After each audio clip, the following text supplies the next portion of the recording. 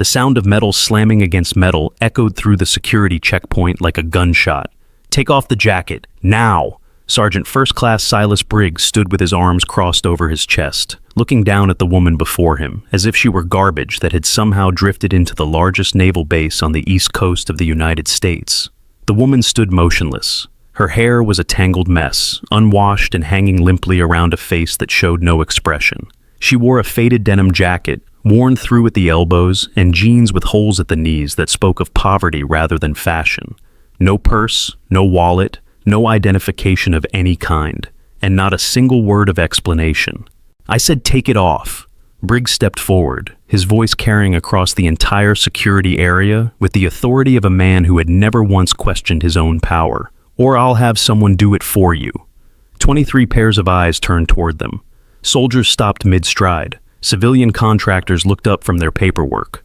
An elderly veteran in a wheelchair leaned forward, his weathered eyes narrowing as he watched the scene unfold. The woman slowly removed her jacket. Underneath was a gray t-shirt, old and oversized, hanging loosely on a frame that seemed almost fragile. She couldn't have weighed more than 120 pounds. Her arms were thin, her shoulders slumped. Everything about her screamed vulnerability. Specialist Amber Lawson let out a sharp laugh from behind the inspection counter. Probably homeless looking for a place to sleep.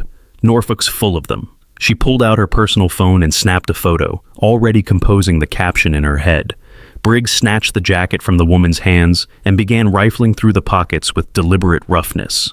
Nothing. Absolutely nothing. He threw the jacket onto the concrete floor. "Name." Silence. "I asked you what your name is." The woman raised her head, and for the first time she looked directly into Briggs's eyes. That gaze didn't belong to a homeless person. It didn't belong to a victim. It was the gaze of someone who was evaluating, measuring, recording every single detail with the precision of a machine. But Briggs didn't notice. In the next 20 minutes, everything he thought he knew was about to collapse completely. The fluorescent lights of the checkpoint hummed overhead, casting harsh shadows across the polished floor. Norfolk Naval Station sprawled beyond the security barriers, home to the largest concentration of naval power in the Western Hemisphere. Aircraft carriers, destroyers, submarines, the beating heart of American naval supremacy, and standing at its gates was a woman who looked like she'd wandered in from a bus stop. Briggs circled her slowly, the way a predator circles wounded prey. He was a big man, 6'3", with shoulders that strained against his uniform, and he had spent 12 years in security positions that had taught him one thing above all else. Civilians were sheep, and sheep needed to be shown who held the crook. "You understand you're trespassing on federal property?" His voice dripped with condescension. "That's a felony. 5 years minimum. Maybe more if we find out you're working for someone." The woman said nothing. "Maybe she doesn't speak English," Connor Reed suggested. He was young, barely 21, with the kind of face that still held baby fat. Private first class, fresh out of training, and eager to prove himself to the senior guards. He walked past the woman and let his boot catch her ankle, stumbling dramatically. "Oops, sorry about that." The woman didn't fall, didn't even sway. Her legs held firm as if they were rooted to the concrete itself, absorbing the impact with a stability that seemed almost mechanical. Connor's eyebrows rose slightly, but he shook it off and rejoined Amber at the counter. "Check the database again," Briggs ordered. "Female, approximately 45 to 50 years old, 5'6", no distinguishing marks visible, no identification, cross-reference with missing persons." Petty Officer Second Class Flynn Garrett nodded and turned to his computer, fingers moving across the keyboard with practiced efficiency. He was the technical specialist of the group, methodical and precise, and unlike his colleagues, he found no pleasure in the spectacle unfolding before him. Something about the woman's stillness bothered him. It was too complete, too controlled. The woman's eyes moved almost imperceptibly, tracking across the checkpoint in a pattern that Flynn couldn't quite identify. She looked at the camera mounted in the far corner, then at the one above the door, then at the gap between them. Her gaze lingered on the motion sensor beside the main entrance, then shifted to the ventilation grate near the ceiling. 3 seconds, maybe 4. And something in her expression shifted, so subtle that if you blinked, you'd miss it entirely. The elderly veteran in the wheelchair noticed. His name was Hector Morrison, 78 years old, a Vietnam War survivor who had seen more combat than everyone in this checkpoint combined. He'd come to visit an old friend in the hospital wing, but now he sat frozen, watching the woman with an intensity that bordered on recognition.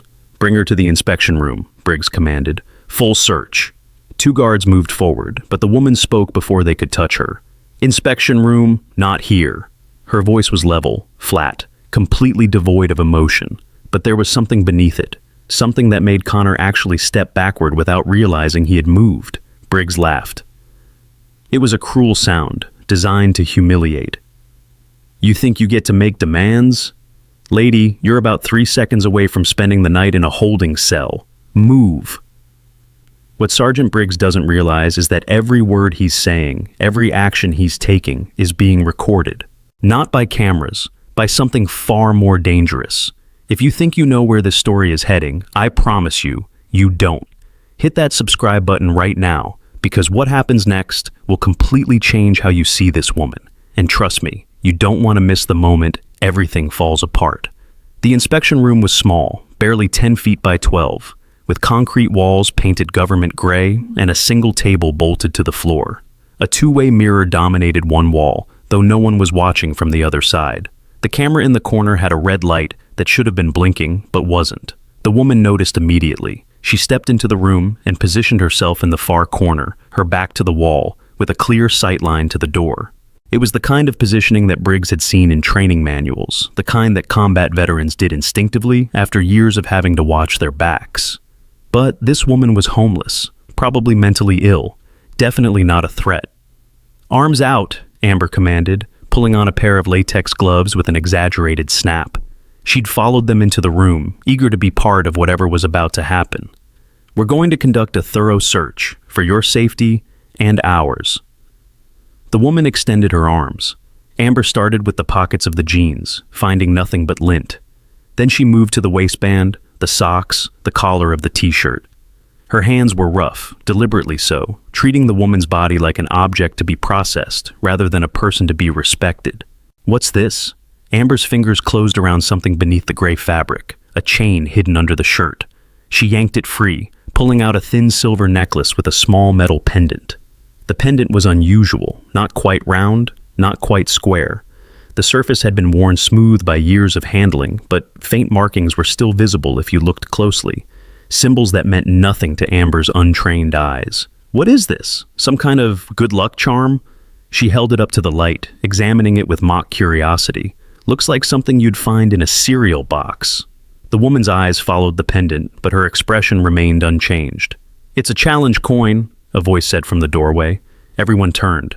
Master Chief Caleb Porter stood at the threshold, his weathered face unreadable. He was in his late 50s, with gray hair cropped close to his skull, and the kind of quiet authority that came from decades of service. He'd been walking past when something had made him stop, something he couldn't quite name. "Let me see that," he said, stepping into the room without asking permission. Amber hesitated, then handed it over. Porter turned the coin in his fingers, his brow furrowing as he studied the worn surface. The symbols were almost completely erased, but he could make out fragments. An eagle, a trident, numbers that might have been a date or might have been something else entirely. For just a moment, something flickered across his face. Recognition? Concern? It was gone before anyone could identify it. "Where did you get this?" he asked the woman, his voice softer than it had any right to be. She didn't answer. "Master Chief, this is a security matter," Briggs interrupted, his tone making it clear that Porter's presence was unwelcome. "We'll handle it from here." Porter's jaw tightened almost imperceptibly. He looked at the woman one more time, something unspoken passing between them, and then he stepped back. "Of course, Sergeant. Just making sure protocol is being followed." He placed the coin on the table and left, but not before glancing back over his shoulder. The woman watched him go. Master Chief Porter pulled out his tablet, one of those ruggedized military-grade devices built to survive sandstorms, drops, and combat zones. The kind with encrypted storage that could hold classified documents without leaving a digital footprint. He tapped the screen twice, his weathered fingers moving with practiced efficiency, and started pulling up the base security protocols. What he found would change everything. Back in the inspection room, the atmosphere had grown heavier. Briggs stood with his arms crossed, watching as Amber continued her search. The woman had been subjected to a pat-down that bordered on assault, her clothing examined inch by inch, and yet she hadn't complained, hadn't protested, hadn't done anything except stand there with that same unnerving stillness. "Nothing on her," Amber reported, frustration creeping into her voice. "No weapons, no drugs, no ID, just that stupid coin." "What about the metal detector hit?" Briggs asked. "It registered something on her left side. Must have been the chain. It's the only metal she's got." Briggs wasn't satisfied. He stepped closer to the woman, invading her personal space with deliberate aggression. "Who are you? And don't give me the silent treatment. I've been doing this for 12 years. I can make your life very, very difficult." The woman tilted her head slightly, as if considering his words. Then she spoke, her voice still flat, but with something new underneath it. Something that sounded almost like amusement. "You should check your camera." Briggs blinked. "What?" "Upper left corner. The red light isn't blinking, which means it's either been disabled or it's recording to an external source. Your motion sensor by the door has a 3-second delay between activation and alert. Plenty of time for someone to slip through. And the ventilation grate above us, no security screen. A child could fit through it." The room went silent. Flynn, who had followed them in with his laptop, immediately pulled up the security diagnostics. His face went pale. "She's right," he said, his voice barely above a whisper. "The camera's been offline for 6 hours. The motion sensor is showing a delay of exactly 3.2 seconds. And the ventilation," he scrolled through the building schematics. "There's no security grating installed. It's on the maintenance request list from 8 months ago." Amber's mouth opened and closed like a fish out of water. Connor looked like he might be sick. And Briggs stood frozen, his face cycling through confusion, anger, and something that might have been the first stirring of fear. "How do you know this?" he demanded. "How the hell do you know this?" The woman didn't answer. She simply looked at the clock on the wall. It was 14:32 hours. She'd been in the checkpoint for exactly 17 minutes. The door opened, and Lieutenant Commander Fiona Drake stepped into the already crowded room. She was tall, angular, with sharp features and the kind of expression that suggested she had neither the time nor the patience for whatever was happening here. "What's going on?" she asked, her eyes scanning the scene. "I've got a briefing in 20 minutes, and I'm hearing reports of some kind of incident." "Unidentified female, ma'am," Briggs reported, snapping to attention. "No ID, no explanation, refused to answer questions. We're conducting a thorough search." Drake looked at the woman, taking in the disheveled appearance, the worn clothes, the apparent poverty, her lip curled slightly. "This is what's causing all the commotion? Some homeless vagrant?" She checked her watch. "Process her and move on, Sergeant. We don't have all day." "Yes, ma'am. We're just—" "I said process her." Drake's voice left no room for argument. "Follow the protocol, document everything, and either release her or hand her over to the MPs. I don't care which. Just get it done." She turned to leave, then paused at the door. "And Sergeant, make sure this doesn't happen again. Security should be able to handle a single unarmed woman without turning it into a circus." She was gone before Briggs could respond. The woman watched Drake's departure with those same measuring eyes. When the lieutenant commander passed directly in front of her, she didn't look away. She didn't shrink back. And for just a moment, so brief that no one else noticed, Drake hesitated.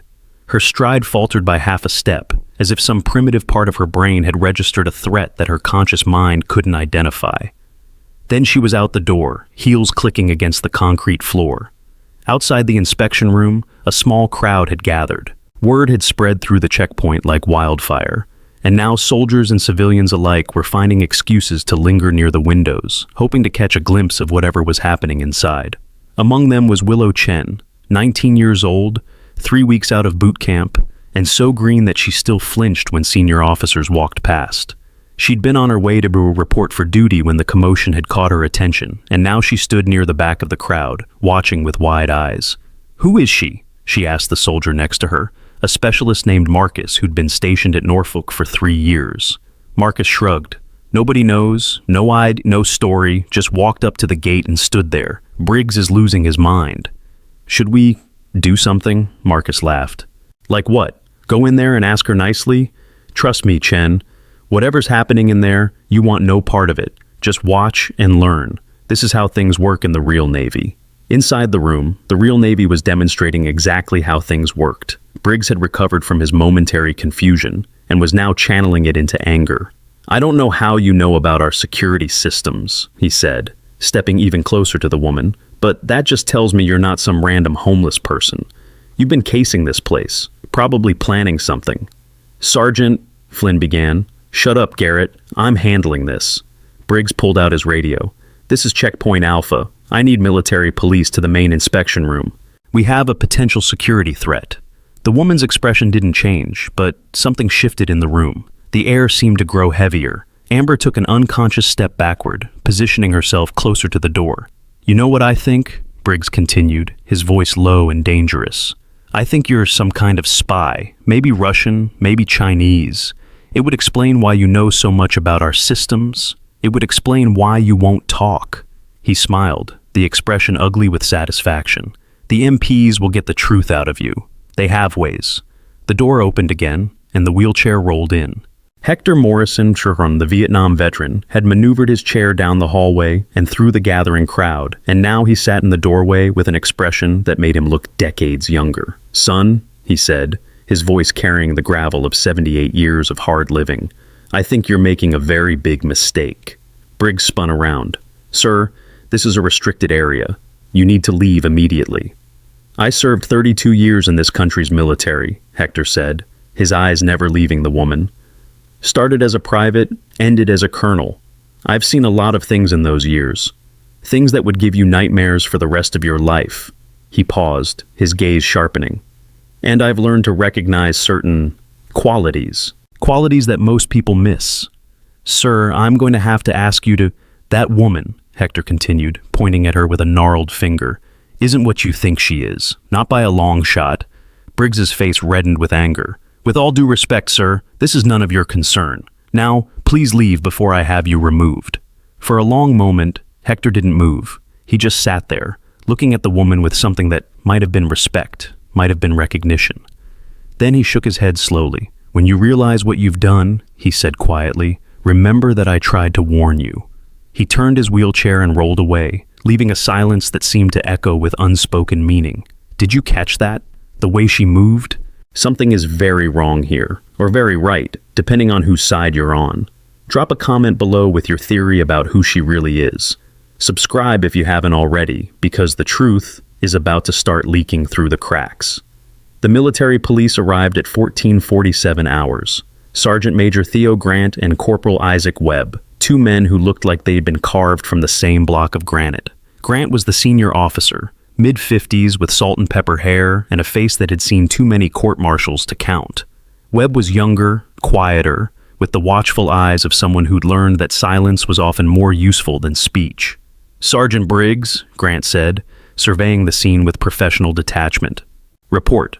Unidentified female, Sergeant Major. No ID, no cooperation, possible security threat. She demonstrated detailed knowledge of our security systems. Camera placements, sensor delays, structural vulnerabilities. I believe she may have been conducting reconnaissance for a hostile party. Grant's eyes moved to the woman.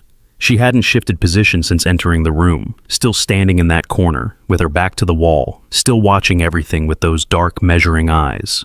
Ma'am, Grant said, and the word came out differently than it had from Briggs, softer, almost respectful. Do you understand why you're being detained?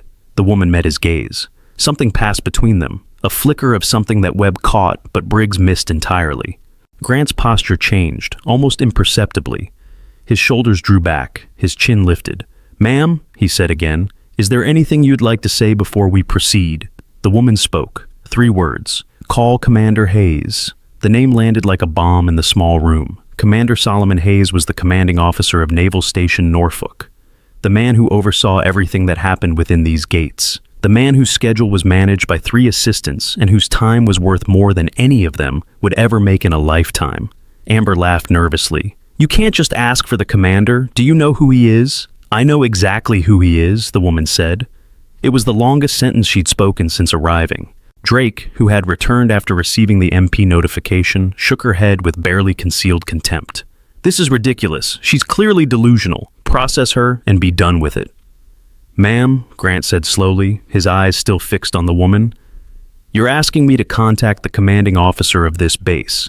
That's not something I can do without justification. The woman didn't blink. You'll find the justification. I suggest you make the call. That's enough. Briggs stepped forward, handcuffs in his hand. Sergeant Major, with your permission, I'd like to restrain the suspect, and he reached for her wrist. What happened next took less than 2 seconds. The woman's body rotated, a controlled pivot that used Briggs's own momentum against him. Her arm moved in a precise arc, breaking his grip with a technique that Flynn would later identify from his martial arts training as a textbook joint manipulation. Briggs stumbled backward, off balance, and his hand shot out instinctively, grabbing at the only thing within reach. The woman's shirt, the fabric, already old and worn, tore from the shoulder down to the middle of her chest, and the room went completely still. The tear exposed her left shoulder and part of her upper chest. The skin there was pale, marked with old scars that told stories of violence survived. But it wasn't the scars that made everyone freeze. It was the tattoo. Above her heart, inked in black that had faded slightly with age but remained unmistakably clear, was an eagle clutching a trident in one talon and a pistol in the other. Below the eagle, an anchor, and beneath that, small but perfectly legible, the words that made Sergeant Major Grant's knees actually buckle. DevGru, 7 Naval Special Warfare Development Group. SEAL Team 7.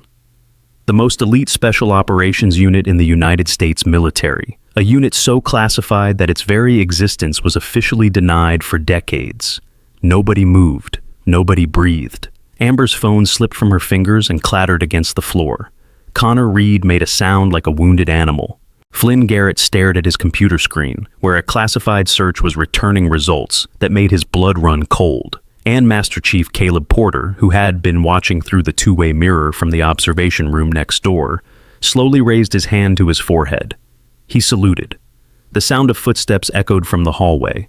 Heavy, purposeful, the kind of footsteps that made junior officers straighten their spines instinctively. Commander Solomon Hayes appeared in the doorway. He was a big man, imposing, with 35 years of service written in the lines of his face.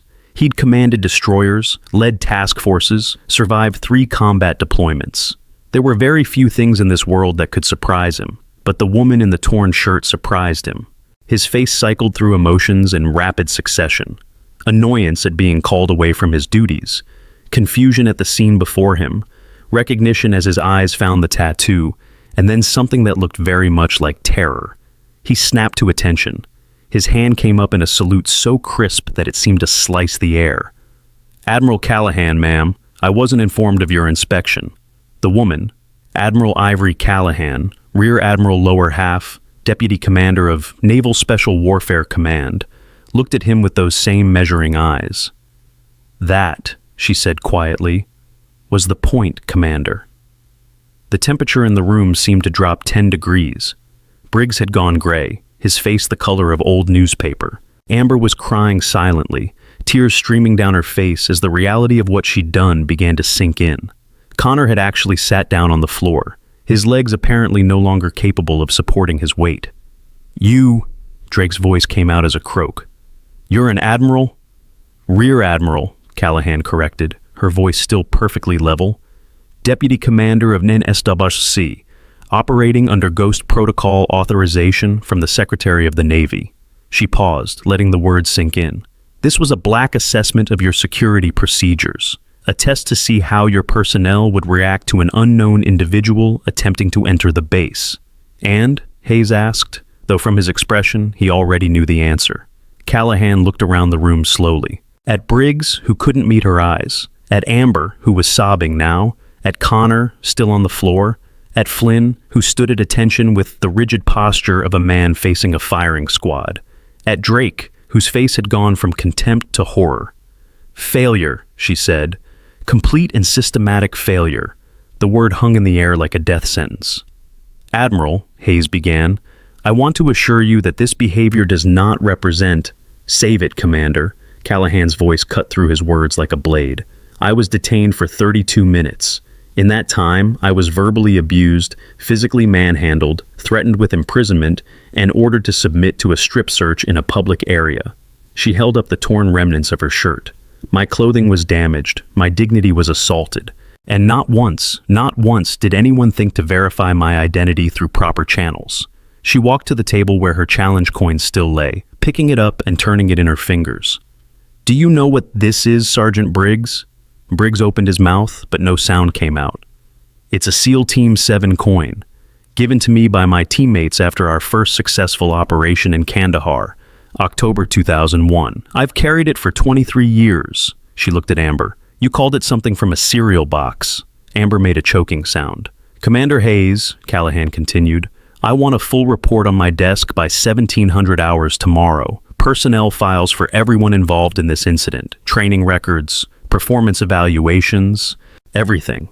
"Yes, Admiral." "And Commander," she turned to face him directly, "call your JAG office. Several of your people are going to need lawyers." The silence that followed was absolute. Outside the inspection room, the crowd that had gathered had grown completely still, words spreading through the checkpoint like ripples in a pond. Phones appeared in hands, but no one dared to record. This was something that would be whispered about, not filmed. Willow Chen stood at the edge of the crowd, her hand frozen halfway to her pocket where her own phone rested. She'd been about to take a video. Something had stopped her. Now, watching through the window, as the Admiral stood amid the wreckage of careers she'd just destroyed, Willow understood why her drill instructor had spent so many hours hammering one lesson into their heads. Never assume, never underestimate, and never ever forget that the most dangerous people in the world are often the ones who look the least threatening. Hector Morrison rolled his wheelchair back toward the scene, stopping beside Willow. "You didn't record," he observed. "No, sir. Why not?" Willow thought about it for a moment. "It didn't feel right. This is above my pay grade." The old veteran smiled, revealing teeth yellowed by age but still sharp. "Smart girl. Most people your age would have had that video on the internet before the Admiral finished speaking." He nodded toward the inspection room. "You know what you just witnessed?" "I'm not sure, sir." "Consequences," Hector said. "Real consequences. Something a lot of people forget exists in this world." He began rolling away, then paused. "I served under Admiral Elmo Zumwalt back in Vietnam, one of the greatest naval leaders in history. You know what made him great?" Willow shook her head. "He never forgot that every person in a uniform was a human being first. He judged people by their actions, not their appearance." Hector gestured toward Admiral Callahan. "She reminds me of him, remember that." He rolled away, leaving Willow alone with her thoughts. Inside the inspection room, the initial shock was beginning to give way to the cold, hard reality of what came next. Commander Hayes had dismissed all non-essential personnel, leaving only himself, Admiral Callahan, the 5 primary individuals involved in the incident, and Sergeant Major Grant, who had been identified as the only person to treat the Admiral with appropriate respect before her identity was revealed. "Admiral," Hayes said carefully, "may I ask how you would like to proceed?" Callahan had retrieved her denim jacket from where Briggs had thrown it on the floor. She put it on over her torn shirt, covering the tattoos that had changed everything. "First," she said, "I want to review the security footage from this incident. All of it, of course. Second, I want to see the inspection records for this checkpoint going back 6 months. Include training logs, certification dates, and any previous incidents involving civilian detainees. I'll have it compiled within the hour. Third," she turned to face the 5 people whose lives she now held in her hands. "I wanted to speak with each of them individually, starting with Sergeant Briggs." Lieutenant Commander Drake thought about her career, 15 years of service, her military retirement fund, the veteran life insurance policy she'd just upgraded last month. Everything she'd worked for could vanish in a single moment of bad judgment. The specialized coverage for military families wasn't cheap, but looking at the woman in front of her now, Drake realized some decisions cost far more than money. The individual interviews took place in Hayes' office, 1 floor up from the checkpoint. It was a corner room with windows overlooking the base, walls covered with commendations and photographs of ships that Hayes had commanded. An American flag stood in one corner. A Naval Academy pennant hung behind the desk. Briggs went first. He entered the office like a man walking to his own execution, which wasn't far from the truth. Callahan sat behind Hayes' desk. The commander had insisted, a gesture of deference that spoke volumes about the power dynamics at play. She didn't look up when Briggs entered. She was reading something on a tablet, her finger swiping slowly across the screen. "Sit down, Sergeant." Briggs sat. His hands were shaking. 12 years in security positions, Callahan said, still reading. "Promoted twice. Reprimanded once, in 2018, for excessive force during a detention. She looked up. That reprimand was removed from your record after you filed a grievance. Do you remember what you said in that grievance? Briggs's throat worked. I said that the force was justified given the threat level. The detainee was a 17-year-old dependent who'd forgotten her ID card. Callahan's voice was ice. She weighed 90 pounds. She was crying, and you threw her against a wall hard enough to leave bruises. The report? I've read the report. I've also read the original incident statement before it was modified by your supervisor. She set the tablet down. I'm going to ask you a question, Sergeant, and I want you to think very carefully before you answer. Why did you treat me the way you did? Briggs opened his mouth, closed it, opened it again. The protocol states, protocol doesn't state that you should throw a detainee's personal belongings on the floor. Protocol doesn't state that you should mock them, threaten them, or order a strip search in a public area. Protocol states that you should identify, document, verify, and escalate. Callahan leaned forward. You did none of those things, so I'll ask again, why? The silence stretched. When Briggs finally spoke, his voice was barely audible. Because I could. Callahan nodded slowly. Because you could. Because you had power, and I had none. Because there were no consequences, no oversight, no one who would believe my word against yours. She stood. That, Sergeant, is the definition of abuse of authority. And in the United States Navy, abuse of authority is not just a violation of regulations.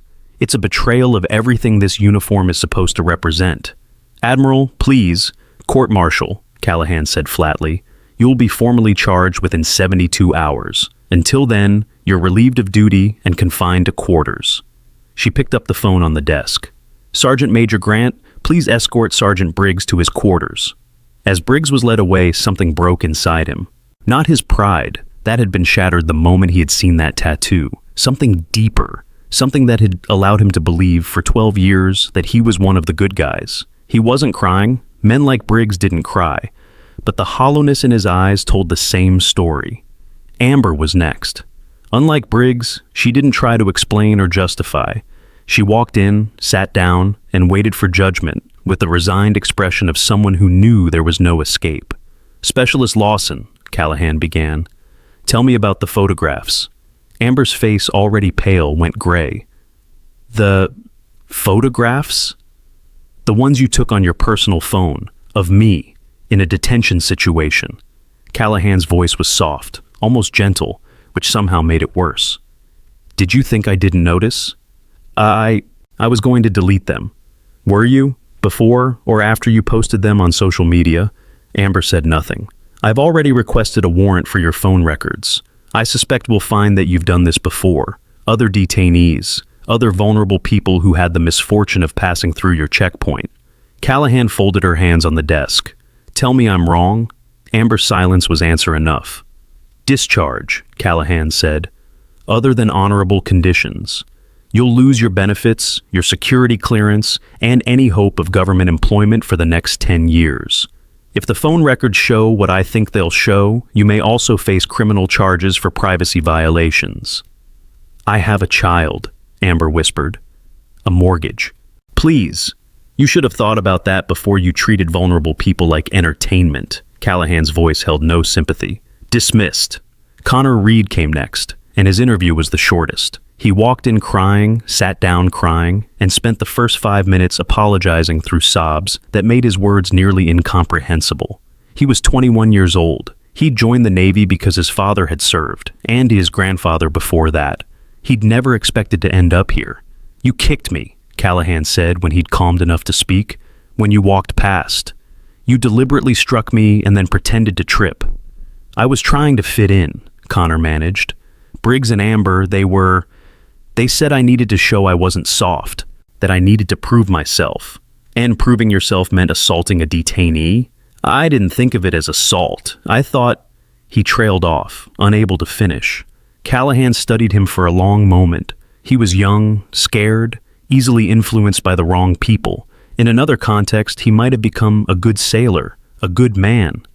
Private Reed, she said finally, you're going to be investigated. Depending on what that investigation finds, you may face administrative action or criminal charges. In the meantime, you're suspended from security duties." "Yes, ma'am. But I'm going to tell you something that I want you to remember for the rest of your career." She leaned forward. "Following orders doesn't mean following anyone's orders. It means following lawful orders from authorized personnel. What Briggs was doing wasn't lawful. What Amber was doing wasn't lawful. And when you went along with it, you became complicit in their misconduct. I understand, ma'am. Do you? Because the next time someone tells you to mistreat a detainee, I want you to remember this moment. Remember how it feels to sit across from the person you wronged and have no excuse that matters." Connor nodded, tears still streaming down his face. Dismissed. Flynn Garrett's interview took longer and went in a direction no one expected. He entered the office with his shoulders squared and his spine straight, the posture of a man who knew he was guilty but refused to show fear. Unlike the others, he didn't sit until Callahan gestured to the chair. "Petty Officer Garrett," she began, scanning his file on the tablet. "Interesting record, cryptologic technician, top scores in your class, certified in network security, digital forensics, and signals intelligence." She looked up. "You're overqualified for checkpoint duty." "I'm serving where I'm assigned, ma'am." "Why? With your qualifications, you could be working at NSA, CIA, any number of three-letter agencies that would kill for your skill set." She set the tablet down. "Instead, you're here, running a metal detector and entering data into a database." Flynn said nothing. "You were the only one who questioned the search," Callahan continued. "When Briggs ordered the strip search, you hesitated. When I described the security vulnerabilities, you verified them immediately, and your reaction told me you didn't know about them before." She tilted her head slightly. "Why?" "Permission to speak freely, ma'am?" "Granted." Flynn took a breath. "I requested checkpoint duty because I wanted to understand how security works at the ground level. Theoretical knowledge isn't enough. You need to see how systems actually function in practice, with human variables involved." He paused. "What happened today? I knew it was wrong. I should have done more to stop it." "Why didn't you?" "Because Briggs is my superior. Because Lieutenant Commander Drake authorized the search. Because the chain of command—" He stopped, shaking his head. "There's no excuse." "I should have spoken up. I didn't." Callahan studied him for a long moment. "You verified my information about the security vulnerabilities. How quickly?" 23 seconds, ma'am. "And if that information had been wrong, if I'd been lying to create a distraction, I would have flagged it immediately and alerted the MPs." A ghost of something that might have been approval crossed Callahan's face. "Petty Officer Garrett, I'm going to recommend that you be reassigned to a position that better utilizes your capabilities. You'll receive a letter of counseling for your role in today's events, but no formal disciplinary action." Flynn blinked. "Ma'am? You made mistakes today, but you also demonstrated critical thinking under pressure, willingness to question assumptions, and, most importantly, the integrity to admit fault without deflection." She stood, signaling the interview was over. "The Navy needs more people like that. Don't make me regret this decision." "I won't, ma'am. Thank you." As Flynn left, something had shifted in his expression. Not relief exactly, something more like resolve. Fiona Drake was last. She entered Hayes's office with the rigid bearing of someone holding themselves together through sheer force of will. Her career wasn't just damaged, it was hanging by a thread, and she knew it. 15 years of service, promotions, commendations, all of it potentially erased by one afternoon of bad judgment. "Lieutenant Commander Drake," Callahan said, gesturing to the chair. Drake sat. "I've reviewed your record. Exemplary service, strong evaluations, leadership potential." Callahan paused. And yet," Drake repeated, her voice hollow, "you walked into that checkpoint, saw a woman being mistreated, and your first instinct was to accelerate the process rather than question it." Callahan's voice was cool, analytical. "Why?" Drake was silent for a long moment. When she spoke, her voice was barely above a whisper. "Because I was busy. Because she looked like nothing, like no one important." She swallowed hard. "Because I assumed." "You assumed." "Yes, ma'am." "And what have you learned today about assumptions?" Drake looked up, meeting Callahan's eyes for the first time. "That they can end careers, end lives. That when you're in a position of authority, every assumption you make has consequences for people who can't fight back. Callahan nodded slowly. Lieutenant Commander, I'm not going to end your career today. Drake's breath caught. You're going to receive a letter of reprimand that will go into your permanent file. It will likely affect your chances for promotion. You may spend the rest of your career at this rank. Callahan leaned back. But you followed protocol. When you gave the order to proceed, you also instructed your personnel to do it correctly. That doesn't excuse your behavior, but it demonstrates that somewhere beneath the assumptions, there's an officer who understands the rules. Thank you, Admiral. Don't thank me. I'm not doing you a favor. Callahan's voice sharpened. I'm giving you a second chance because I believe you can learn from this. Prove me wrong, and that letter of reprimand will be the least of your worries. I understand, ma'am. Do you? Callahan stood, walking to the window. Outside, the sun was beginning to set over Norfolk, painting the base in shades of orange and gold. I've spent 23 years in special operations. You know what the most important lesson I've learned is? Drake shook her head. It's not about strength. It's not about weapons or tactics or training. Callahan turned to face her. It's about never, ever forgetting that every single person you encounter, whether they're wearing a uniform or not, whether they have credentials or not, is a human being first.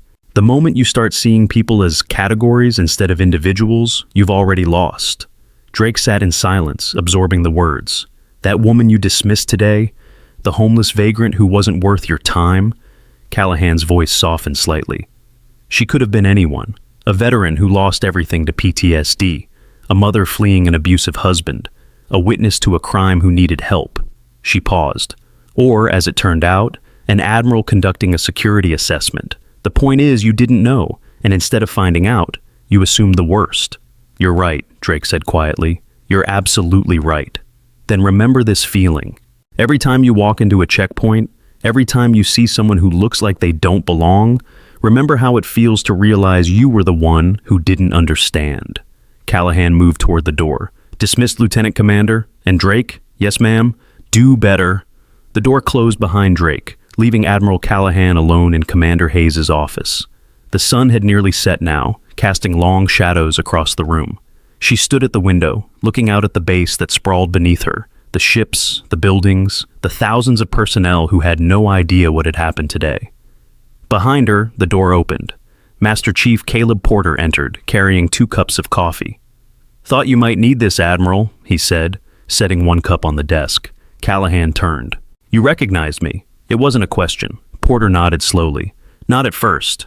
But when I saw the coin, I served with a SEAL once, back in '07. He had a coin just like that. Same unit markings. He paused. He talked about a woman named Ghost. Said she was the best operator he'd ever worked with. Said if she ever showed up somewhere, looking like she didn't belong, you should run the other way or start praying. A ghost of a smile crossed Callahan's face. Michael Torres. That's him. He's a commander now, running operations out of Coronado. She picked up the coffee, took a sip. How did you know to stay quiet? Figured if you wanted people to know who you were, you would have told them. Porter shrugged. Also figured whatever you were doing was above my pay grade. Sometimes the best thing a sailor can do is follow his gut and keep his mouth shut.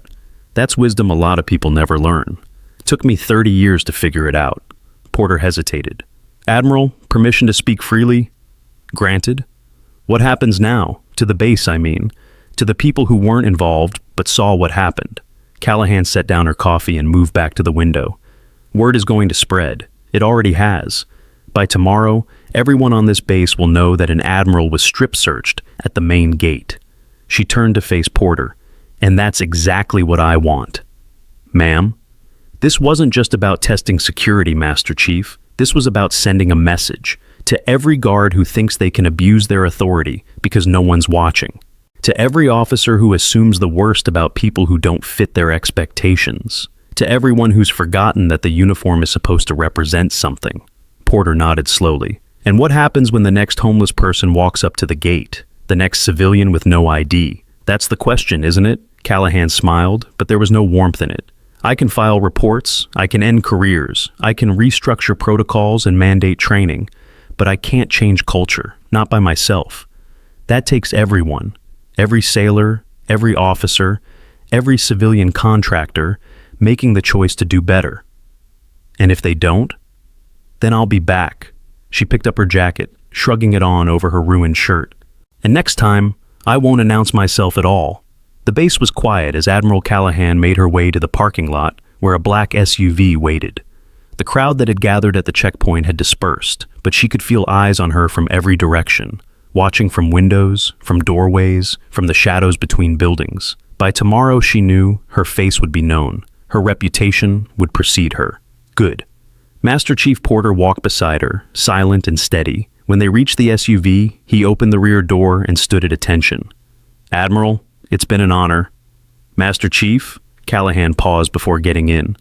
"That young woman, the recruit who didn't record the incident. What's her name?"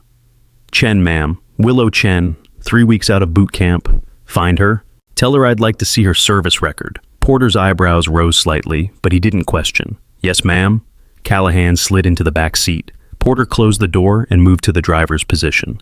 She'd requested him specifically, wanting someone she could trust for the ride back. As the SUV pulled away from Norfolk Naval Station, Callahan watched the base shrink in the rearview mirror.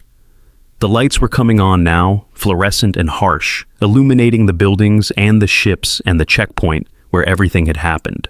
Briggs would be court-martialed, Amber would be discharged, Connor would face investigation, Flynn would be reassigned, Drake would carry a letter of reprimand for the rest of her career, and Commander Hayes would spend the next 6 months rebuilding his base's reputation from the ground up. 6 lives changed, 6 lessons learned. But as the satellite phone beside her buzzed with an incoming call, Callahan knew that today's events were just the beginning. She answered on the second ring. "Ghost Actual." The voice on the other end was familiar. Admiral James Warren, commander of Naval Special Warfare Command, her boss, the only person who knew the full scope of what she was really doing. "Norfolk is the 3rd facility," Warren said without preamble. "Results? Same as the other 2. Human intelligence protocols compromised. Security procedures more concerned with appearance than substance. Personnel who've forgotten what the uniform actually means. The pattern holds? Unfortunately." Callahan watched the Norfolk skyline disappear behind a row of trees. "But that's not what concerns me." "Explain." "The security vulnerabilities I identified today, the offline camera, the sensor delay, the unsecured ventilation, those aren't random failures. They're systematic. Someone disabled specific systems in a specific pattern." She paused. "Someone who knew exactly what to target." Silence on the other end. Then, "You're saying we have a mole." "I'm saying we have a leak somewhere in Niasvausi. Someone who has access to security protocols, inspection schedules, and ghost protocol authorization codes." Callahan's voice hardened. "They knew I was coming, Admiral. Maybe not today specifically, but they knew the inspections were happening, and they've been preparing. That's a serious allegation. It's a serious situation." More silence. When Warren spoke again, his voice was grave. "DevGru 7 is being activated. We've found a connection point. Communications intercepts that suggest the leak is internal. High-level internal." He paused. "They know about you, Ivory. They know about Ghost." Callahan's expression didn't change, but something shifted behind her eyes. "Who knows? We haven't identified them yet, but the intercepts are clear. They're tracking your movements, your assessments. They know you're getting close to something. Then I'll get closer. That's not why I'm telling you this." Warren's voice carried a warning. "I'm telling you because you need to be careful. Whoever these people are, they're not playing games. 3 facilities compromised in the same way. Coordinated security failures. That's not coincidence. That's infrastructure. They've built something, and you're threatening it." "Good." Callahan looked out the window at the darkening sky. "Then it's time to stop testing and start hunting." She ended the call and set the phone aside. Porter, who had been driving in silence, glanced at her in the rearview mirror. "Trouble, Admiral?" "Always, Master Chief." She met his eyes in the reflection. "But that's what we're here for." The SUV continued down the highway, carrying Admiral Ivory Callahan away from Norfolk and toward whatever came next. Behind her, the base settled into its evening routine. Guards changing shifts, sailors returning to quarters, officers filing paperwork about an incident that would be talked about for years. And somewhere in the darkness, someone was watching, waiting, planning. The hunt was just beginning. But that's a story for another time. We're about to cross a point of no return. Everything you've seen so far has been building to what comes next. If you're watching without subscribing, now's the time, because in the next few minutes, this whole story explodes. Briggs would need a lawyer, a good one, the kind that specialized in military tribunal defense, JAG proceedings, and court-martial cases.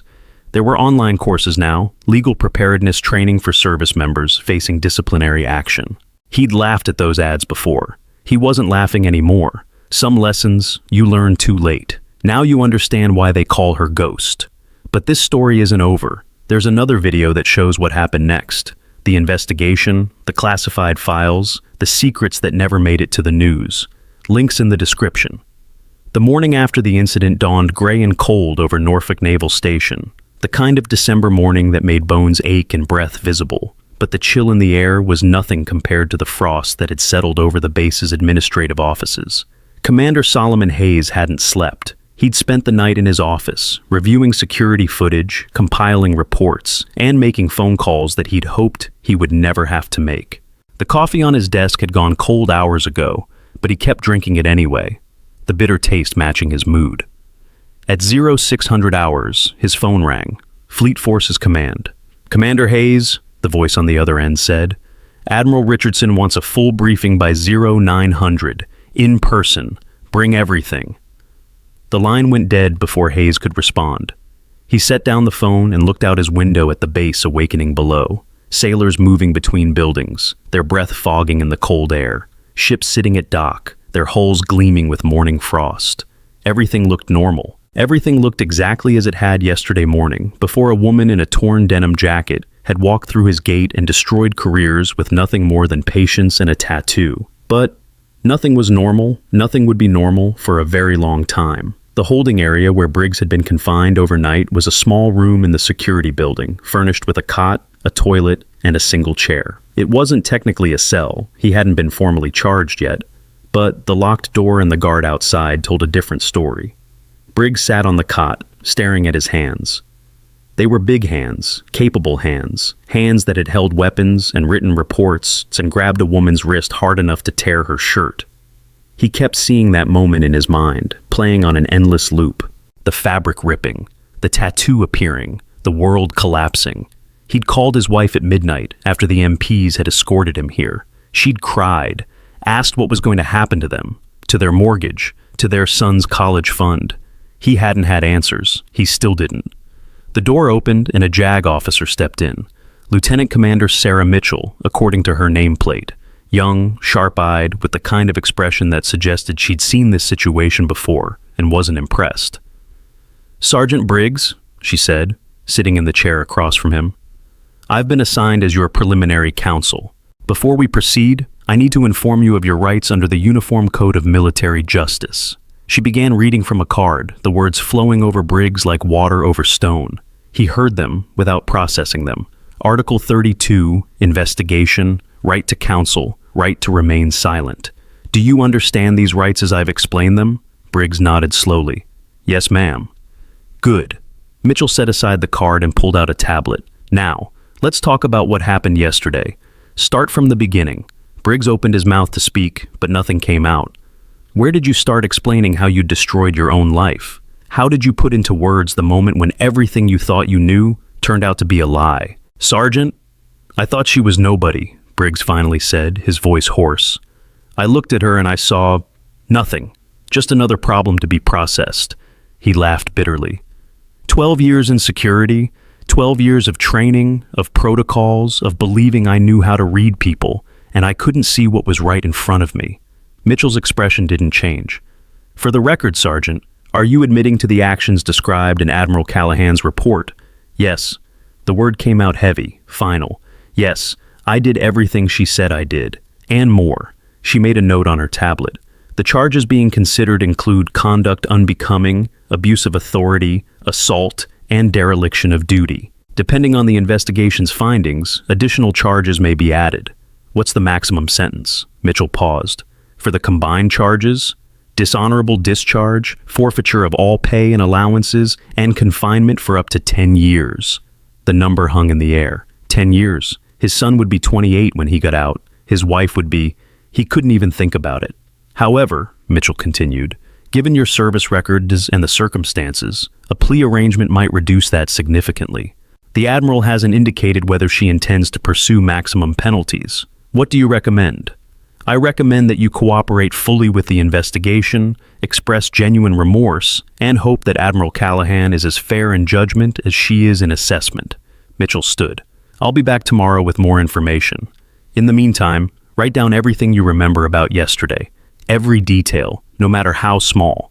The more complete your account, the better your chances. She left, and the door locked behind her. Briggs sat alone in the silence, thinking about fairness, about judgment, about a woman who had stood in his checkpoint, endured his abuse, and never once raised her voice or lost her composure. Real authority doesn't need a badge. Her words echoed in his mind, and for the first time in his life, Silas Briggs began to understand what they meant. Across the base, in the civilian contractor housing area, Amber Lawson was packing. Her apartment was small, a one-bedroom unit that she'd decorated with photos of her daughter and prints of beaches she'd never visited. The furniture was cheap, bought on credit that she was still paying off. The refrigerator was covered with her daughter's drawings, stick figures, and rainbows, and the word "mommy" written in crayon. She'd been given 24 hours to vacate base housing. Her security clearance had been suspended pending investigation. Her access badge had been confiscated. By this time tomorrow, she would be a civilian again, with no job, no benefits, and no prospects. Her mother had driven down from Richmond overnight to take custody of Emma, her 4-year-old. The handoff had happened at 6 a.m. in the parking lot. Emma still half asleep and confused about why Mommy was crying.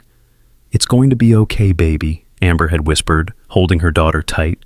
"Mommy just has to take care of some things. You're going to stay with Grandma for a while." Why? Because Mommy made a mistake. Because Mommy thought she was better than someone else and found out she wasn't. Because Mommy took pictures of a woman being humiliated and thought it was funny. "Because Mommy has to work some things out," Amber said instead. "But I'll call you every night, I promise." Now, alone in the apartment, she moved mechanically through the rooms, putting clothes in boxes, dishes in crates, her whole life reduced to cardboard and packing tape.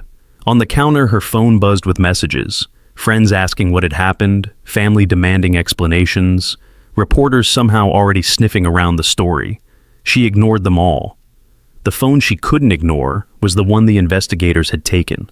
They'd found everything. Every photo she'd taken over the past 3 years. Every detainee she'd mocked. Every vulnerable person she'd turned into entertainment for her social media followers. 217 images, the JAG officer had told her. 217 violations of privacy, of dignity, of basic human decency. Other than honorable discharge was the best-case scenario now. Criminal charges were still on the table. Amber taped up another box and tried not to think about what her daughter would say when she was old enough to understand. Connor Reed had been released to his quarters with orders not to leave the building. Unlike Briggs, he hadn't been formally confined. His involvement was deemed secondary, his culpability less clear. But the investigation was ongoing, and until it concluded, his future remained uncertain. He sat on his bunk, staring at his phone. His father had called 6 times. His mother had called 8. He hadn't answered either. What would he say? "Dad, I kicked a rear admiral because I wanted my coworkers to think I was tough. Mom, I watched a woman get strip searched and didn't say a word because I was afraid of being called soft." His roommate, a petty officer named Torres, had been watching him for the past hour with a mixture of curiosity and contempt. "So it's true?" Torres finally asked. "You really assaulted an admiral?" Connor flinched. "I didn't know she was an admiral." "Does that matter?" The question hung in the air. Connor thought about it, really thought about it, for the first time since the incident. "No," he said quietly. "No, I guess it doesn't." Torres nodded slowly. "My grandfather was in the Navy, served 30 years, retired as a chief petty officer. You know what he told me when I enlisted?" Connor shook his head. He said, "The measure of a man isn't how he treats his equals. It's how he treats the people who can't fight back." Torres stood up and walked to the door. "You should think about that." He left, and Connor was alone with the silence and his shame. Lieutenant Commander Fiona Drake sat in her quarters, reading the letter of reprimand for the 5th time. The language was formal, clinical. the kind of bureaucratic prose that reduced human failure to bullet points and regulatory citations, failure to properly supervise, failure to intervene, failure to verify identity before authorizing enhanced security measures. Each failure was a nail in the coffin of her career. She'd worked so hard to get here. Academy graduate, top of her class in officer candidate school, early promotions, excellent evaluations, a trajectory that had seemed unstoppable. And now, because she'd been in a hurry, because she'd assumed, because she'd seen a homeless woman instead of a human being, all of it was in jeopardy. The letter would follow her forever. Every promotion board, every assignment, every opportunity would be filtered through this single afternoon of bad judgment. She might make commander someday, if she was lucky. But captain, admiral, those ranks were closed to her now, as surely as if the doors had been welded shut. Her phone buzzed. A message from her mentor, Captain Rodriguez, who'd guided her career since her first assignment. Heard what happened. Call me when you're ready to talk. Drake stared at the message for a long moment. Then she set the phone aside and picked up the letter again. I'm giving you a second chance because I believe you can learn from this. Admiral Callahan's words echoed in her mind. A second chance. Most people didn't get those. Most people who failed as spectacularly as she had found themselves quietly shuffled into dead-end assignments. Their careers allowed to wither until they gave up and resigned. But the Admiral had seen something in her, something worth preserving, something worth another chance. Drake folded the letter carefully and placed it in her desk drawer. Then she picked up her phone and dialed Captain Rodriguez's number. It was time to figure out how to be better. The news spread through Norfolk Naval Station like fire through dry brush. By noon, everyone knew. An admiral had been strip-searched at the main gate. Careers had been destroyed. An investigation was underway that would likely reach far beyond the 5 people directly involved. In the enlisted mess hall, conversations dropped to whispers whenever officers walked past. In the officers' club, drinks were consumed in unusual quantities. In the security buildings across the base, guards who had never given a second thought to their checkpoint procedures suddenly found themselves reviewing protocols with desperate intensity. Admiral Callahan had wanted to send a message. The message had been received, but not everyone was afraid. In a small office in the administrative building, a man sat at his computer, scrolling through classified communications with an expression of controlled panic. He was middle-aged, unremarkable in appearance, the kind of person who blended into the background of any military installation. His name was Robert Keene, and he had worked in naval intelligence for 22 years. For the past 3 of those years, he'd also worked for someone else. The woman they called Ghost was getting too close. Her inspections weren't random, they were systematic, methodical, designed to probe specific vulnerabilities that only someone with inside knowledge would know to target. The security gaps she'd identified at Norfolk weren't accidents. They'd been deliberately created, backdoors built into the system, for purposes that had nothing to do with national security. Keene pulled out a burner phone and typed a message. Ghost is hunting, Norfolk compromised. Recommend immediate protocol shift. The response came within minutes. Acknowledged, continue monitoring, package extraction scheduled. He deleted the messages and tucked the phone back into his pocket. Whatever happened next, he needed to stay calm, stay invisible, stay exactly who everyone thought he was. The hunt was on, but the hunter didn't know that the prey was already watching. Now you understand why they call her Ghost. But this story isn't over. There's another video that shows what happened next. The investigation, the classified files, the secrets that never made it to the news. Links in the description. The formal investigation began 3 days after the incident, led by a team from Naval Criminal Investigative Service that descended on Norfolk like a surgical strike force. They interviewed everyone who had been present at the checkpoint. They reviewed every second of security footage. They examined phone records, email logs, personnel files going back years. What they found was worse than anyone had expected. The security vulnerabilities that Admiral Callahan had identified weren't isolated failures. They were part of a pattern that stretched across multiple facilities, multiple years, multiple commands. Someone had been systematically compromising naval security infrastructure, creating gaps that could be exploited by anyone who knew where to look. And someone clearly did.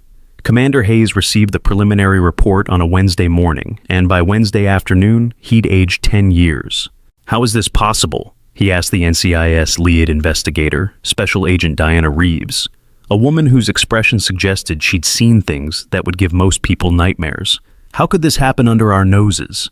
That's what we're trying to determine, sir.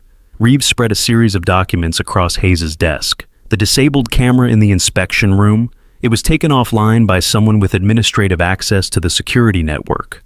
The motion sensor delay, introduced through a firmware update that was approved through normal channels. The missing ventilation grating, the maintenance request was filed, approved, and then quietly deleted from the system. You're saying this was deliberate. I'm saying this was sophisticated. Someone with intimate knowledge of your security systems has been making them weaker for at least 18 months. Reeves paused. Admiral Callahan's assessment didn't just expose poor procedures, it exposed sabotage. Hayes sat heavily in his chair. Do we know who? Not yet, but we're working on it. Reeves gathered her documents. In the meantime, Commander, I'd recommend increasing security on all sensitive areas. Whoever did this knew they'd be discovered eventually. They may have other plans in place. Other plans? If I'd spent 18 months building back doors into a naval facility, Reeves said, I'd want to use them before someone closed them. Wouldn't you? She left, and Hayes immediately picked up his phone. He had calls to make. Lots of calls. The court-martial proceedings against Sergeant First Class Silas Briggs began 2 weeks after the incident, faster than anyone had expected. Admiral Callahan had pushed for expedited handling, arguing that the base needed closure and the personnel needed to see that misconduct had consequences. The hearing was held in the base's legal building, a stark room with fluorescent lights and the kind of institutional furniture that seemed designed to crush hope. Briggs sat at the defense table in his dress uniform, medals that he had earned over 12 years of service gleaming on his chest. His attorney, a civilian lawyer his wife had hired by mortgaging their house, sat beside him with a thick folder of documents. Admiral Callahan was present, seated in the gallery in her own dress uniform. She had refused to testify remotely, insisting on being there in person. If I'm going to end a man's career, she'd said, I should at least have the decency to look him in the eye while I do it. The charges were read. The evidence was presented. Security footage showed Briggs throwing the woman's jacket on the floor, invading her personal space, grabbing her wrist. Audio captured his threats, his mockery, his absolute certainty that he was dealing with someone who didn't matter. The defense argued mitigating circumstances. Briggs had been following what he believed to be established practice. He'd never received training on how to handle unidentified civilians who demonstrated unusual knowledge of security systems. He'd been operating under stress, understaffed, concerned about potential threats. None of it mattered. When Briggs was called to make a statement, he stood slowly, his legs unsteady. He looked at the panel of officers who would decide his fate, then turned to face Admiral Callahan. I don't have excuses, he said, his voice rough. I had power, and I abused it. I had authority, and I used it to hurt someone who couldn't fight back. I told myself I was doing my job, protecting the base, following protocol. But that's not what I was doing, he paused, swallowing hard. I was being a bully, plain and simple, and I'm sorry. Not because I got caught, because I finally understand what I did wrong. The room was silent. Admiral Callahan, Briggs continued, what you did took courage.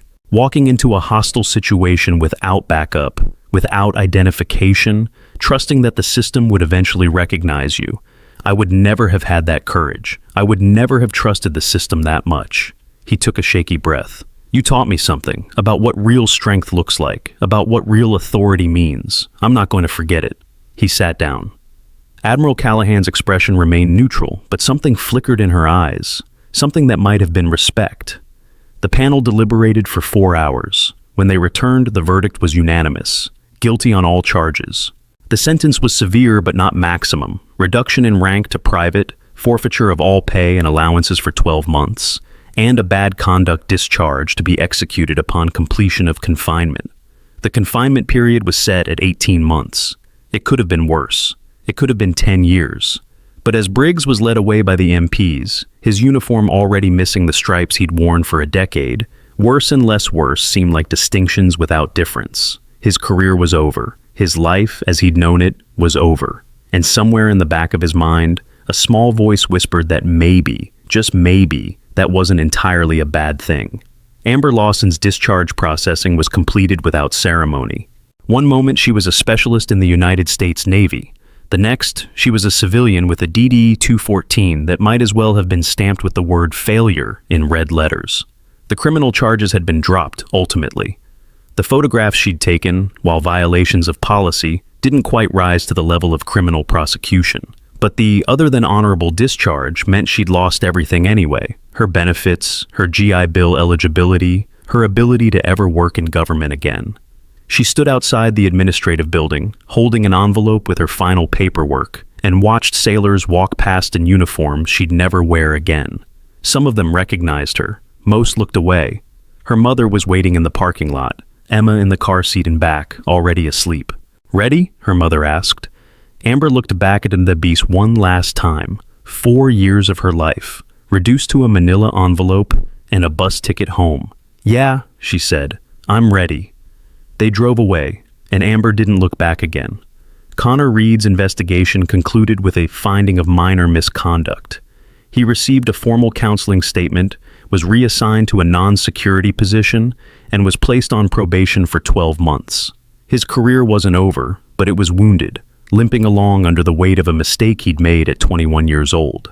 The night after the findings were announced, he sat in the base chapel, alone in the dim light filtering through stained glass windows. He wasn't particularly religious, hadn't been to church since his grandmother died when he was 16, but something had drawn him here. A need for quiet, a need for space to think. The door opened behind him, and footsteps approached. He didn't turn around. "Mind if I sit?" He looked up. Willow Chen, the female recruit he'd seen watching from the crowd, stood in the aisle with an uncertain expression. "Sure," Connor said. She sat a few pews away, maintaining distance but present. For a long moment, neither of them spoke. "I saw what happened," Willow finally said. "At the checkpoint, I was there." "Yeah, I saw you too." "Why did you do it? Kick her, I mean." Connor laughed bitterly. "Because I was trying to impress people who weren't worth impressing. Because I wanted to fit in. Because I was scared of being seen as weak." He shook his head. "Pick one. They're all true." Willow was quiet for a moment. My drill instructor told us something during boot camp. He said, "The easy thing and the right thing are almost never the same. Every day you're going to have to choose, and who you become depends on which one you pick." Smart guy. "She, Petty Officer Williams, toughest person I ever met." Willow paused. "I almost recorded what happened, had my phone out and everything, but something stopped me." "What?" "I don't know, it just felt wrong. Like I'd be part of something bad if I did." She looked at him directly. "I think that's what you felt too, deep down, but you ignored it." Connor stared at her. She was young, younger than him, even, but there was something in her eyes that made her seem older, wiser. "You're right," he said quietly. "I knew it was wrong. The whole time I knew, but I did it anyway because it was easier than standing up." Willow nodded slowly. "So, what are you going to do now?" "What do you mean?" "You made a mistake, a bad one, but you're still here. You've still got a chance to be someone different." She stood up. "The question is, are you going to take it?" She walked away, leaving Connor alone with the silence and the fading light. He sat there for a long time, thinking about choices, about who he wanted to be, about who he could still become. When he finally left the chapel, something had shifted inside him. Something small but significant. The first step on a long road. He didn't know where it would lead, but for the first time since the incident, he wanted to find out. Flynn Garrett received his reassignment orders on a Friday afternoon. Effective immediately, he was being transferred to the Naval Information Warfare Center in San Diego, assigned to a classified project that required his exact combination of skills. The orders had come from high up, higher than his chain of command, higher than Commander Hayes, higher than anyone at Norfolk had the authority to question. Someone had pulled strings on his behalf. He suspected he knew who. On his last day at Norfolk, he found himself at the checkpoint where everything had happened. It looked the same as it had 2 weeks ago. The same gates, the same buildings, the same fluorescent lights. But the guards were different now, more careful, more attentive, more aware that anyone walking through those gates might be more than they appeared. Garrett, he turned. Master Chief Caleb Porter stood behind him, his weathered face as unreadable as ever. "Master Chief? Heard you're leaving, San Diego." "Yes, Master Chief. Porter nodded slowly. Good assignment, important work. He paused. You know who made that happen? Flynn hesitated. I have a suspicion. Admiral Callahan doesn't forget the people who show integrity under pressure. She also doesn't forget the people who fail that test. Porter looked at the checkpoint, his eyes distant. I've seen a lot of careers end in that building. Some deserved it, some didn't. The difference usually comes down to one thing. What's that? Whether they learned anything. Porter turned back to Flynn. Did you? Flynn thought about the question carefully before answering. I learned that following orders isn't the same as doing the right thing. I learned that silence can be complicity, and I learned that the people who deserve respect often don't look like what you expect. A hint of something that might have been approval crossed Porter's face. Then you learned more than most people learn in a lifetime. Don't waste it. He walked away, leaving Flynn alone at the checkpoint. The next morning, Flynn boarded a plane for California. His new life waited on the other side of the country, full of challenges and opportunities he couldn't yet imagine. But he carried Norfolk with him. The lessons, the failures, the moment when he'd watched an admiral being humiliated and hadn't done enough to stop it. He'd do better next time. He'd have to. Admiral Ivory Callahan stood at the window of her office at Naval Special Warfare Command headquarters in Coronado, California, watching the Pacific Ocean stretch toward the horizon. 2 weeks had passed since Norfolk. 2 weeks of briefings, reports, investigations, and the quiet work of hunting a shadow that seemed to be everywhere and nowhere at once. The phone on her desk buzzed. Admiral, your 3 o'clock is here. Send her in. The door opened and a young woman entered. 19 years old, 3 weeks out of boot camp when the incident had happened. Now 5 weeks in and already catching the attention of people who mattered. Willow Chen stood at attention, her uniform crisp, her eyes uncertain. At ease, Callahan said. Sit down. Willow sat, perching on the edge of the chair as if ready to spring up at any moment. Do you know why you're here? No, ma'am. My orders just said to report to this office. Callahan turned from the window and studied the young woman. There was something there, a quality that couldn't be taught, couldn't be trained, could only be recognized when it appeared. I've been reviewing your file, Seaman Chen. Top scores in basic training, excellent evaluations, strong aptitude test results, particularly in pattern recognition and analytical thinking. She paused. You were present at the Norfolk checkpoint incident. Willow's expression flickered. Yes, ma'am. You had your phone out. You were about to record what was happening, but you stopped. Callahan sat down across from her. Why? Willow hesitated. It didn't feel right, ma'am. Recording something like that, turning someone's humiliation into content. Even if that person turned out to be... She stopped, flushing. An admiral in disguise? Yes, ma'am. Callahan nodded slowly. Most people in your position would have recorded, would have shared it online before the MPs even arrived, would have seen it as entertainment rather than what it was, a violation of human dignity. She leaned forward. Why were you different? Willow thought about the question for a long moment. My grandmother raised me, ma'am, after my parents died. She was a refugee from Vietnam, came over in 1975 with nothing, spent years being treated like she was less than human because of how she looked, how she talked, where she came from. She paused. She taught me that how you treat people when no one important is watching is who you really are. And I didn't want to be the kind of person who turns someone's bad day into a joke. The room was silent. Seaman Chen, Callahan said finally, I'm going to make you an offer. It's unusual, possibly unprecedented, and you're free to decline it without any negative consequences to your career. Willow's eyes widened. Ma'am? I run a special assessment program. Small team, classified work, operating in environments where conventional approaches don't work. We look for people with specific qualities, integrity under pressure, independent judgment, the ability to see what others miss. Callahan paused. I think you have those qualities. I'm just a seaman, ma'am. 3 weeks, 5 weeks, out of basic. You're someone who made the right choice when everyone around her was making the wrong one. That's rarer than you might think.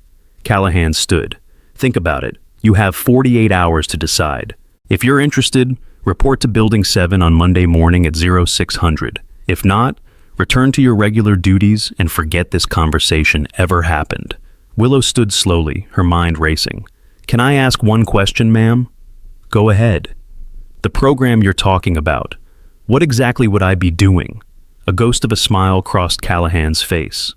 "Learning, watching, developing skills that most people don't know exist." She walked to the door and opened it. "And hopefully, becoming the kind of person who makes the Navy better, just by being part of it." Willow walked out in a daze.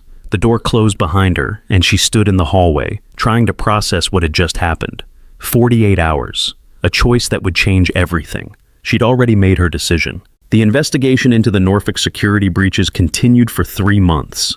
NCIS agents traced the compromised systems through layers of false trails, dead ends, and deliberately misleading evidence. What they found painted a picture of a conspiracy that reached far beyond a single naval base. 7 facilities had been compromised. 17 individual security systems had been deliberately weakened. Someone had been building infrastructure for something, extraction, infiltration, or worse, and they'd been doing it for years. The breakthrough came in February, when a routine financial audit flagged an anomaly in the accounts of a mid-level intelligence officer named Robert Keene. Small payments, carefully hidden, tracing back to shell companies with connections to foreign intelligence services. Keene was arrested on a Tuesday morning, walking to his car in the parking lot of the Norfolk Administrative Building. He didn't resist. He didn't seem surprised. "You're too late," he said as the agents cuffed him. "The package is already gone." He wouldn't say what the package was, wouldn't say who he was working for, wouldn't say anything at all, actually, once his lawyer arrived. But Admiral Callahan had a theory. He wasn't the source, she told Admiral Warren during a secure video conference. He was a relay, passing information up and receiving instructions down. Whoever's really running this operation is still out there. Agreed. We've tracked communications from Keene's burner phone to at least 4 other devices, all of which have since been destroyed. Someone cleaned house the moment he was arrested. They knew we were coming. They always seemed to. Warren's face was grim. DevGru 7 has been fully activated. We're treating this as a Tier 1 threat. Whatever they were building at those facilities, it wasn't for small purposes. Callahan thought about the security gaps she'd identified at Norfolk. The camera blind spots, the sensor delays, the unsecured access points. Any one of them could have been used to infiltrate the base, extract personnel, or plant devices that wouldn't be detected until it was too late. "We need to find out what was taken," she said. "What the package was. We're working on it." "But Callahan," Warren's voice dropped, "they know about you now. Your cover protocols, your assessment methods, your connection to DevGru. Keene had files on you dating back 3 years. I know. You should consider stepping back. Let someone else take point on this." Callahan shook her head slowly. "They have been watching me for 3 years, Admiral. They have had every opportunity to eliminate me, and they haven't. That tells me something." "What?" "That they don't want me dead. They want me distracted, chasing shadows while they complete whatever they're really planning." She leaned forward. "I'm not going to give them that satisfaction." Warren studied her for a long moment. "You always were stubborn." "I prefer persistent." A hint of a smile crossed his face. "Very well, but Callahan, be careful. Whatever this is, it's bigger than Norfolk, bigger than any of us realized." "I know." She reached for the button to end the call. "That's what makes it worth hunting." The screen went dark, and Admiral Ivory Callahan sat alone in her office, thinking about shadows and hunters and the long game that was only beginning. Somewhere out there, an enemy was watching, planning, waiting for the right moment to strike. But Ghost was watching too, and she was very, very patient. 6 months later, the ceremony was held on the deck of the USS Gerald R. Ford, the newest and most advanced aircraft carrier in the United States Navy. 300 personnel stood at attention under a clear June sky, watching as Admiral Callahan pinned new insignia on the uniforms of 12 special warfare candidates who had completed training that most people didn't know existed. Among them was a young woman who had, 7 months ago, been nothing but a raw recruit with strong test scores and a grandmother who'd taught her about human dignity. Willow Chen stood at attention as the Admiral approached, her face expressionless but her eyes shining with quiet pride. "Petty Officer Chen," Callahan said, pinning the new rank insignia to her collar, "you've demonstrated exceptional capability, integrity, and judgment during your training period. It is my honor to welcome you to the Naval Special Assessment Program. Thank you, ma'am. Callahan paused, lowering her voice so only Willow could hear. Your grandmother would be proud. Willow's composure cracked, just for a moment. A smile flickered across her face before discipline reasserted itself. I hope so, ma'am. Callahan moved on to the next candidate, but something had passed between them. A recognition, an understanding. The future was uncertain. The enemy was still out there, still planning, still waiting. But the Navy had people like Willow Chen now, people who chose right when everyone else chose easy, people who saw human beings instead of categories, people who might, someday, be ready to carry the torch when the old guard finally stepped aside. After the ceremony, as the crowd dispersed and the deck emptied, Callahan stood at the railing, looking out at the ocean that stretched endlessly toward the horizon. Master Chief Porter appeared beside her, 2 cups of coffee in hand. He offered one without speaking. Thank you, Master Chief. Ma'am. They stood in comfortable silence, watching the waves and the seagulls and the vast blue expanse that had been the Navy's domain for centuries. Do you think it matters? Porter finally asked. What we did at Norfolk, the careers we ended, the lessons we taught. Do you think any of it actually changes anything? Callahan considered the question carefully. I used to believe that one person couldn't change a system. That culture was too big, too entrenched, too resistant to individual action. She took a sip of coffee. I was wrong. Ma'am? One person can't change everything, but one person can change one thing. And if enough people change enough things, she shrugged. Eventually, the whole picture shifts. Porter nodded slowly. The young ones, Chen and her class, they're different than we were at their age. Better? More aware, maybe. More conscious of the weight of the uniform. He paused. They've seen what happens when people forget that weight. They won't make the same mistakes. No, Callahan agreed. They'll make new ones, different ones. That's how progress works. You solve the old problems and discover new ones waiting underneath. Sounds exhausting. A rare smile crossed Callahan's face. It is, but it's also the only thing worth doing. Her satellite phone buzzed. She checked the screen, and her expression shifted subtly. Not alarm, not surprise, but recognition. The hunt was still on. The shadows were still moving. Duty calls, Master Chief. Always does, Admiral. She walked away across the deck, her footsteps firm and purposeful, already focused on whatever came next. Master Chief Porter watched her go, then turned back to the ocean. Somewhere out there, storms were brewing. Enemies were planning. The world was full of people who wanted to tear down everything the uniform represented. But it was also full of people like Admiral Callahan, like Willow Chen, like the thousands of sailors and officers who put on the uniform every day and tried, however imperfectly, to live up to what it meant. That had to count for something. Porter finished his coffee and headed below deck. There was work to do, always work to do, and he had long since learned that the only way through was forward. The hunt continued, the story continued, and somewhere in the darkness, Ghost was still watching. The phone call that would change everything came at 0317 on a Thursday morning. Admiral Callahan was asleep in her quarters on the Coronado base when the secure line rang. She was awake and answering within 3 seconds, a habit from decades of midnight alerts, emergency deployments, and conversations that couldn't wait for daylight. Ghost, actual. Admiral. The voice belonged to Admiral Warren, and something in his tone made Callahan sit up straighter. We found the package. Where? That's the problem. Warren paused. It's not a thing. It's a person. One of ours. Someone extracted from Norfolk 3 days before your assessment. Callahan's blood went cold. Who? Lieutenant Commander David Park, intelligence officer. He was reported UA, unauthorized absence, and everyone assumed he'd gone AWOL over personal issues. Turns out he was taken. Keen's network grabbed him and shipped him overseas before anyone realized what was happening. Is he alive? Unknown. But we've intercepted communications suggesting he's being held somewhere in Eastern Europe. They want something from him, something he knows that we didn't realize he knew. Callahan was already out of bed, pulling on clothes. What did he have access to? That's what we're trying to determine. But, Admiral, Warren's voice dropped. His specialty was penetration analysis, identifying weaknesses in enemy systems, finding ways in that no one else could see. You're saying he knew how to break into things. I'm saying he might know how to break into everything, including our things. If the wrong people get that knowledge out of him, I understand.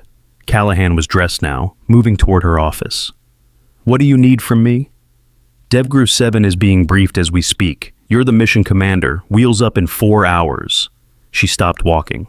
Admiral, with respect, I'm a flag officer. I don't go on field operations anymore. You do now. This comes from the secretary himself. Park knows you. You served together in '09. If anyone can get him out in one piece, psychologically stable enough to be useful, it's you. Callahan closed her eyes. 23 years of service. Countless operations, countless missions, countless moments when everything hinged on decisions made in fractions of seconds. She'd thought those days were behind her. Apparently not. 4 hours, she said. I'll be ready. She ended the call and stood in the darkness of her quarters, thinking about Lieutenant Commander David Park, about the knowledge locked in his head, about the enemies who wanted to extract it. The hunt had just become a rescue mission, and Ghost was going back into the field. As she gathered her equipment and prepared for the operation ahead, Admiral Callahan allowed herself one moment of reflection. The past 7 months had been building to this. The inspections, the investigations, the slow unraveling of a conspiracy that reached deeper than anyone had imagined. Norfolk had been the beginning, the visible tip of an iceberg that descended into darkness.